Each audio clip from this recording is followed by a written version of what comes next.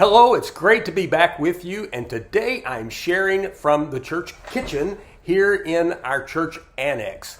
Taking this Bible study is a little like taking a tour of the church. You get the bonus of seeing a lot of different rooms. Why would we be in the church kitchen?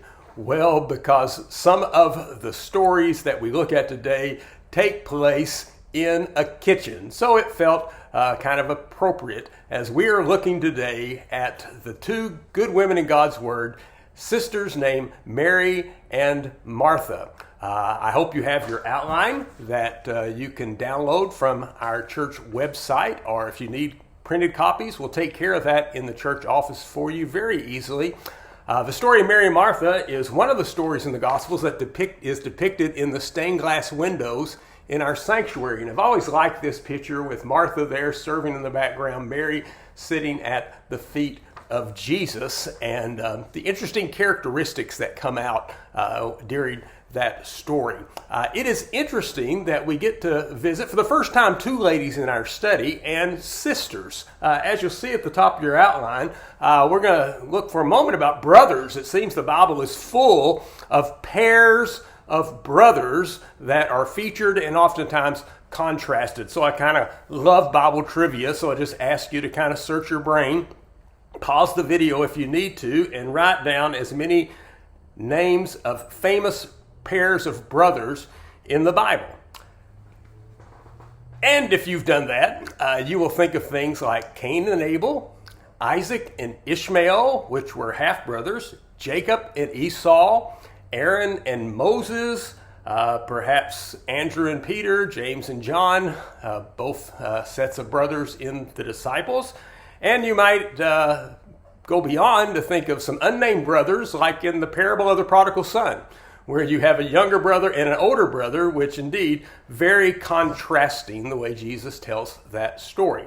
Now, the harder question is the next biblical question, and that is, other than Mary and Martha, who we'll look at in a moment, name pairs of sisters in the Bible. There are just a handful of them, but I was interested when I was digging it out that there are a couple of them that we have studied or at least alluded to in our previous studies. So this is a bit of a review, if you would.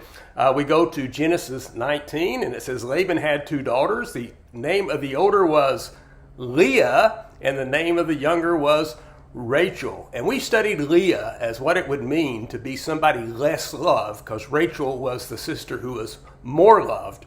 And so we studied that. The other one is a little bit harder when it talks about Aaron and his family. It says Aaron married somebody, the daughter of Abinadab, the sister of Nahshon. And so Nahshon's sister is listed there. Who was that? We studied it really in the New Testament studies we've been in, so it wasn't too many weeks ago. And if you haven't figured it out or looked it up, her name in the Hebrew was Elisheba, but in the Greek and in the New Testament and our familiar, it was Elizabeth, my mother's name. And we said that Elizabeth in Luke chapter 1 was a descendant of Levi, or part of the tribe of Levi, a descendant of Aaron, and she also had the same name as Aaron's wife. And so that was something that we did note that was there. I found one other pair of sisters. It's just a mention. It's in the story of David. And it's just a lady and just happens to mention her sister's name. So it's of not great significance until we get to the New Testament and we meet this very famous, the most famous, I think, sisters we find, at least in the New Testament, perhaps in the Bible, is Mary and Martha. Let's talk about the setting there. Mary, Martha, and Lazarus were friends of Jesus that lived in, do you know? Bethany. Bethany, it's a suburb of Jerusalem. And it seems like I'm asking some distance geography questions in all these studies, so I had the opportunity, so I threw one in for you. And that is, how far is Jerusalem from Bethany? How far apart are these two places? And the answer is about 2 miles. 2 miles, not a terribly great distance. I'm reminded that in Holy Week, after Palm Sunday, before Good Friday, that Jesus stayed in Bethany with his disciples. And so after he came into Jerusalem for the days and the times in the temple and sometimes the conversations and confrontations, at the end of the day, he would go back to Bethany and stay with Mary, Martha, and Lazarus. Part of that was he's getting out of town at night. And the one night he stayed in town, on that Thursday, he ended up being arrested. So a bit of for security and to bide some time, and so that all that is necessary could be fulfilled. So we have these dear friends that they met. Now, Mary and Martha are featured in 3 stories in the Bible. The first one is in Luke, in Luke's gospel alone. We'll look at it in just a minute. When Mary and Martha were providing hostess responsibilities to Jesus. In John chapter 11, we have the story of the raising of Lazarus. We're just going to mention a couple of things in that story. I preached on it a few weeks ago in our Great Stories of the Bible series. So I know a lot of us have visited that recently. And then in John 12, there's anointing of Jesus' feet by Mary that we are told about. We'll get that at the end of our study today. But we're going to begin with the Luke story that says, as Jesus and his disciples were on their way, he came to a village where a woman named Martha opened her home to him. She had a sister named Mary who sat at the Lord's feet listening to what he said, but Martha was distracted by all the preparations that had to be made. She came to him and asked, "Lord, don't you care that my sister has left me to do the work by myself? Tell her to help me." "Martha, Martha," the Lord answered, "you are worried and upset about many things, but few are needed, or indeed only one. Mary has chosen what is better. It will not be taken from her." I was surprised when I reviewed that it's just a handful of verses there.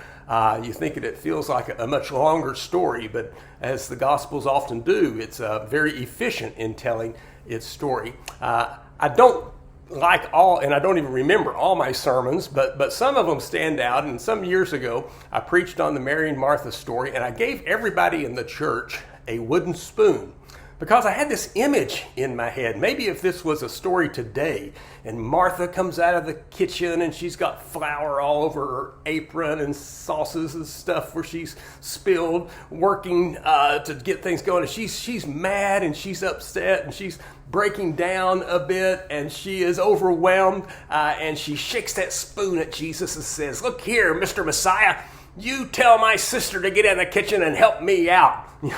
Trying to feed you and your disciples. Just shaking that spoon. I had a sermon called "Watch Your Spoon." What is it that's more important than the quality time that you should be spending with Jesus? So Martha kind of comes as one who's really just raw emotion coming out in this. In a sense, emotionally, she is overwhelmed. And that's the blank there. It says things that can overwhelm us. How interesting. This is a story that's 2,000 years ago old, but some of the dynamics and personalities and emotional responses would be much today when I don't want to say if we, but when we face these same things that can overwhelm us. And let's talk about things that overwhelmed Martha in that moment can overwhelm us. Sudden changes. You kind of got things planned out and ready, and then suddenly a big responsibility is dumped on you. You have to take care of right then. We get the idea from the story that this wasn't a planned event. It was kind of spontaneous. And Jesus is in town. Oh, there he is. Hey, come on over. And so suddenly you got to throw it all together all of the sudden. We have a much better place now. We can call people and tell them when we're going to get there. My in-laws came to visit us a couple of days ago, and they called from Athens. They're on their way down from Knoxville. They called from Athens, said, "We're in Athens. We're passing Athens." And so we know, hey, 35 minutes, they're going to be at the door, and we'll try to be ready for them. Or my son came up to visit a couple weeks back, and he does this little thing on his phone with Google Maps and sends it to me in a text message, and I can track him. I can know exactly where he is until he gets there. So you kind of have this. In the ancient days, You don't have the communication. You have a lot of things that can slow down travel, and so you really can't make that advanced preparation and be ready. And so you get kind of this was a thing that needed to be taken care of in haste and suddenness. And so the time pressure is one thing that is on, because sudden changes have taken place in duty and responsibility. Other thing is great demand.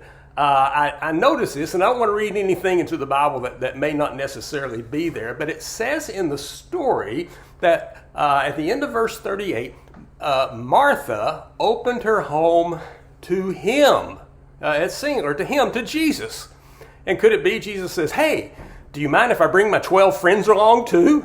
And so subtly, instead of this little small, quaint little thing Martha had in mind, suddenly you got this big party of people that are coming to join you. And so that's quite a bit of stuff to do and to try to get covered.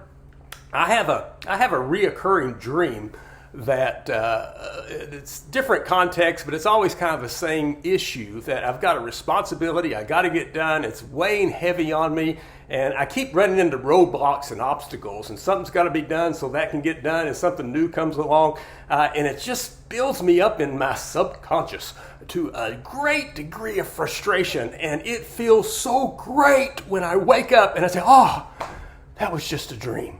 Isn't that great? That was just a dream. Glad I got that over with. That's not really what I'm facing. Great demands, and then lack of perceived help taking place. Maybe Mary was helping until Jesus got there, and she didn't want to miss that opportunity, and so it seems like I'm doing it all by myself.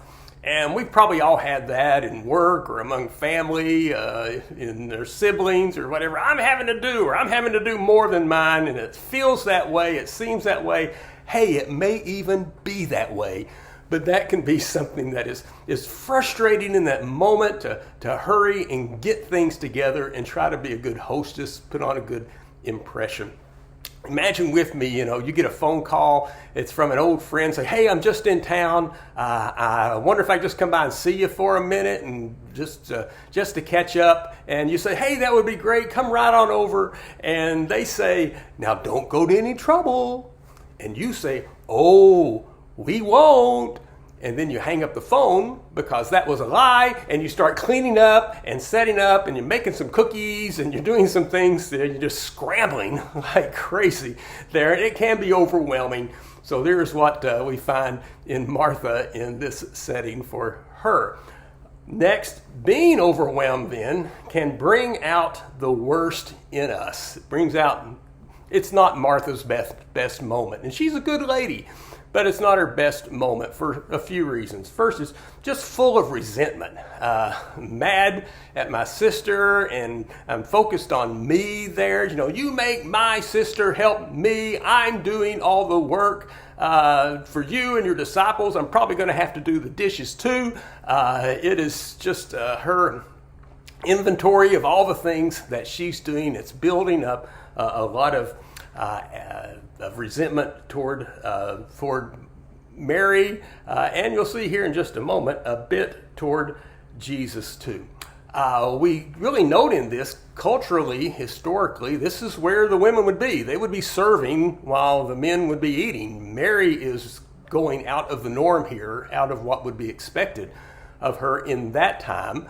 And Martha's kind of doing what would be expected of the women, and that's part of why she's resentful, because Mary's not following what would be true to form for that day. And we can get feeling that way, that resentment, when we feel like we're doing more than our share. We're not getting the help that we ought to be getting. Notice also in our overwhelmed time, we can get angry with the wrong people. Martha only has one statement in this story, and as mad as she seems to be at Mary for not helping, the one statement she makes isn't to Mary. Now, I imagine by this point, Martha has given Mary some dirty looks, and she has cleared her throat and get with me in the kitchen, but that's not happened yet. And so she really lashes out at Jesus and says, Jesus, tell my sister to help me. You tell her. I'm mad at you if you tell her. And really the the resentments toward the wrong person, that can happen, in our anxious and our angry times, our resentful times, our overwhelmed times. We can bite off the wrong head in the sense that we can be angry we can display the anger we really feel toward one person toward another, and somebody who's not necessarily at fault.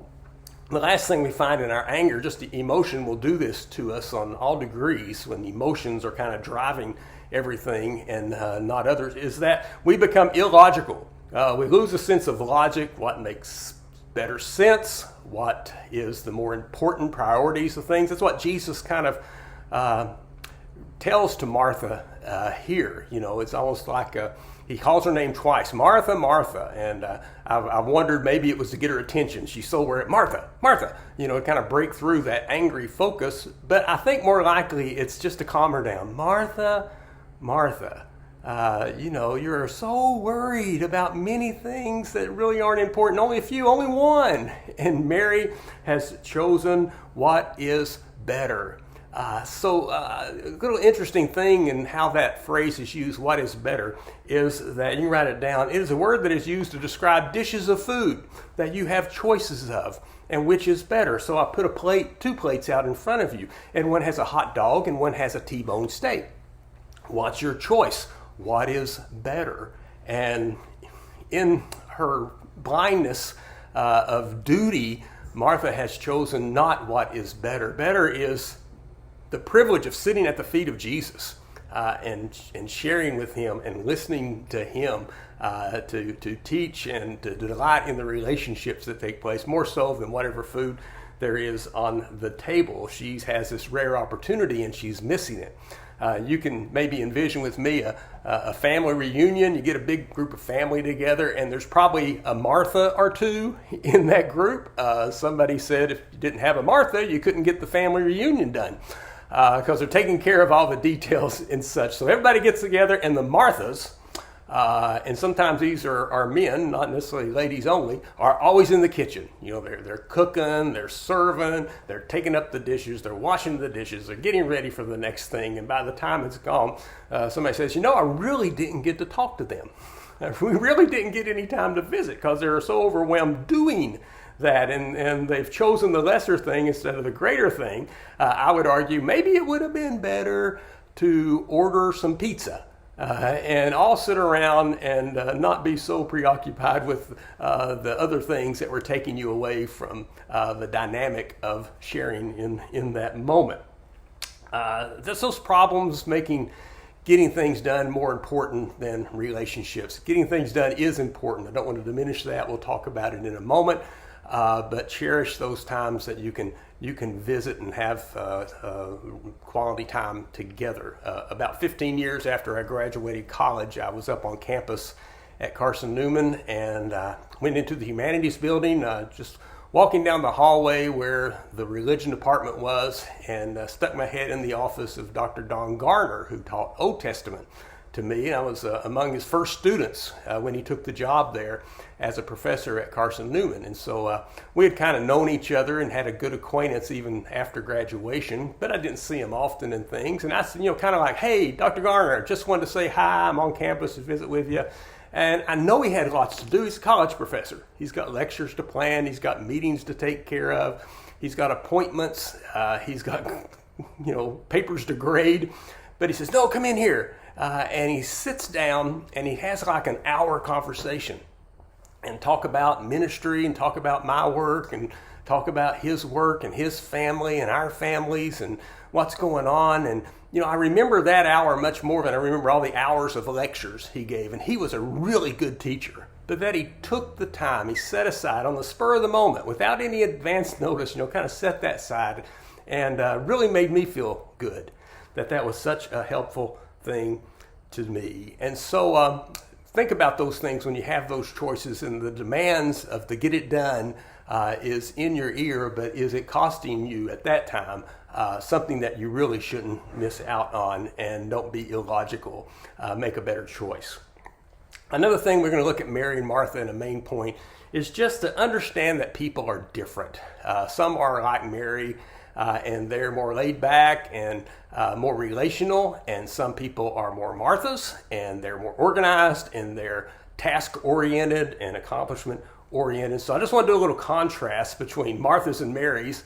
Everybody's got some Martha and Mary in them. I don't think too many people are just extremely this way and none of this all this way, but we lean at least one way or the other.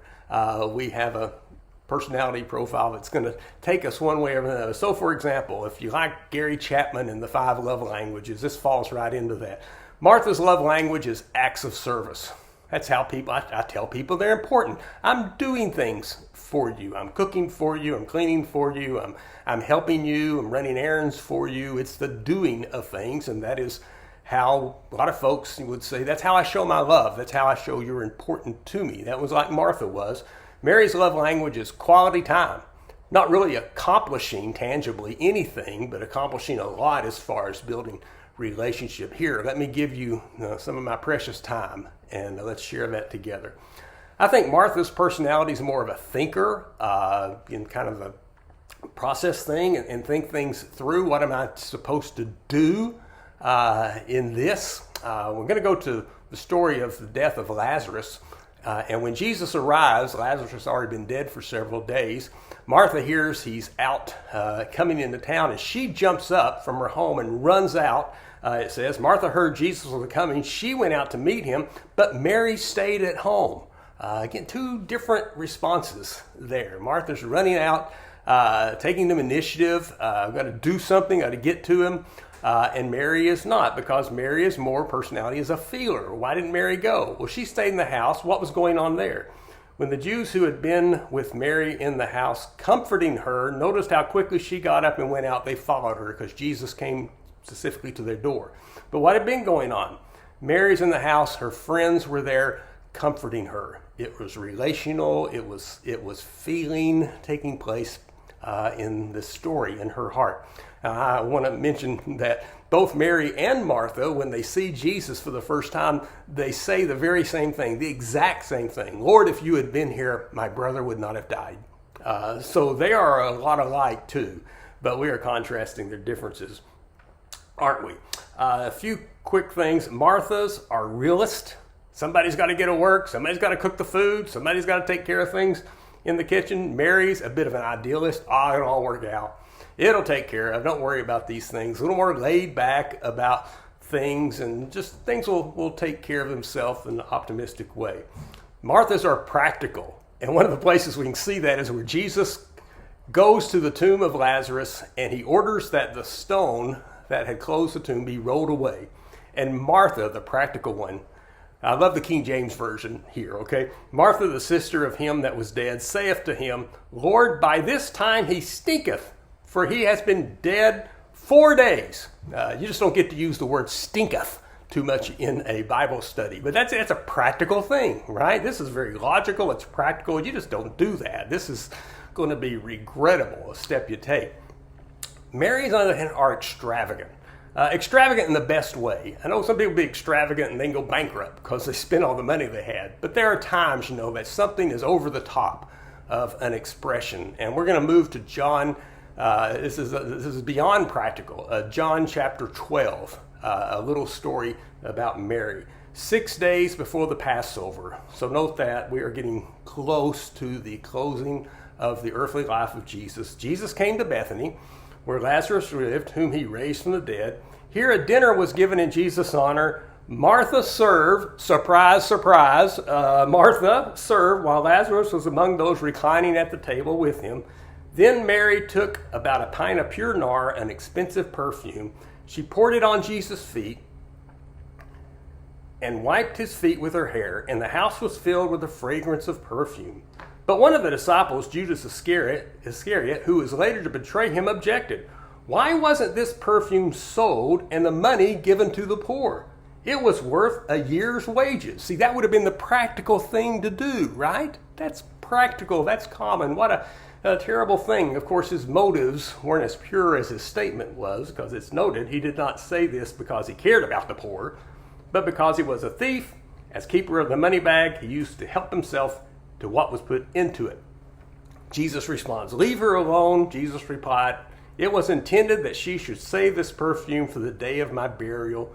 You will always have the poor among you, but you will not always have me." And he graciously receives this extravagant gift. Have you ever been the recipient of an extravagant gift? Something that's far above what you deserve to get and receive. I was thinking about some things, I don't want to buy for myself, but wow, what if somebody bought it for me? That would be something that is pretty extravagant at this time. And Jesus says, it's for his burial. We've already mentioned that it's right close to Passover week, near the end of his earthly life. He understands that. Really, no one else does. And so he accepts this, kind of like he accepts the praise that is offered to him on Palm Sunday. It's kind of extravagant and emotional and powerful, and he accepts that. But this offering that is given by Mary here, it must have been a great encouragement to him. Look at what you're worth to me, Jesus. Your life, how precious I think you are, how loved I think you are. He's about to face the cross. And what a source of encouragement that must have been for the difficult hour that he knew that was coming. We can't even imagine. Finally, let's just note this in the kingdom of God, okay? The kingdom needs all types of people. We need Marys and we need Marthas. I give you a caption there. It comes from a Peanuts cartoon where Pigpen, kind of the dingy one, it says to Charlie Brown, "The world needs messy people, otherwise the neat people would take over." So we don't do without either of them, but we just recognize the dynamic that we need both. And frankly, sometimes the super neat folks need those who are a little disorganized, and sometimes disorganized people need somebody to help them get organized. So there's a complementary relationship that takes place. So I say thank God for the Marthas. And as a pastor, I ask this question: what percent of church work would go away without Marthas? I'm glad we got Marthas.